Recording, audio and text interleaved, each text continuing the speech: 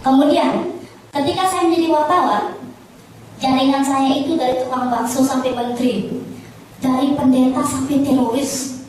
Saya biasa tidur di pinggir got sampai di hotel apa yang termewah kira-kira gitu ya. Saya pernah tidur.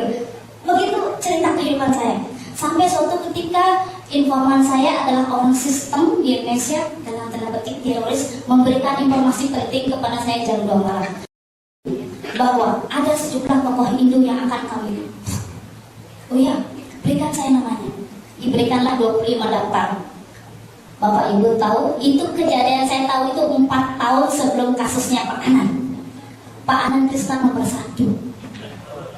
Pak Anand Krishna. Saya terus gelisah sejak itu. Saya terus gelisah saat mengetahui bahwa Pak Anand Krishna nomor 1. Saya selalu menghubungi informan saya. Kenapa Pak Anand Krishna? Dia tidak bersedia memberikan jawaban, dan mulai saat itu saya memburu kembali buku-bukunya Pak Anand Krishna. Saya beli lagi.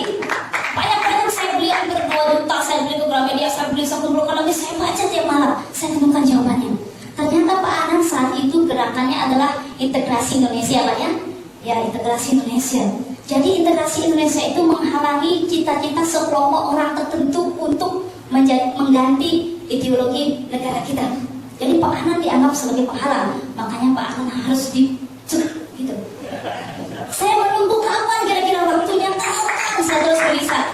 Saya sampai mengucapkan ke 1 orang saja hal ini, rahasia ini, untuk menjadi saksi. Hari ini dia akan datang, tapi tadi bilang, aduh saya tidak bisa, mohon maaf sampaikan ke Pak Anand. 1 orang saya beritahu bahwa ada informasi seperti itu. Adik saya menyarankan, beritahu saja ke Pak Anand. Tidak, saya tidak perlu beritahu, itu akan mengganggu beliau. Saya yakin perjuangan Pak Anand itu beliau sudah sadar dengan resikonya.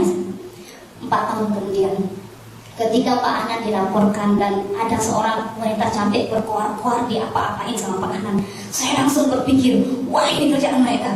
Saya hubungi informan saya lagi, tidak berhasil sampai sekian minggu.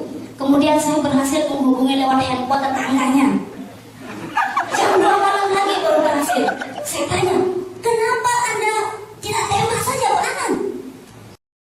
You know Mahatma Gandhi? Yes, I know that very well, I know that. Dengan marah-marah. Kalau Pak Anand kami tembak, seluruh Indonesia dan dunia akan bersujud pada Pak Anand, dan Pak Anand akan jadi seorang santo. Sehingga yang kami lakukan adalah membunuh karakternya biar Pak Anand dicaci maki, dibenci dan ditinggalkan oleh pengikutnya. Itu jauh lebih tajam dari sebuah pembunuhan fisik. Saya bilang, oh Tuhan, my God, saya bilang, itu yang kalian lakukan?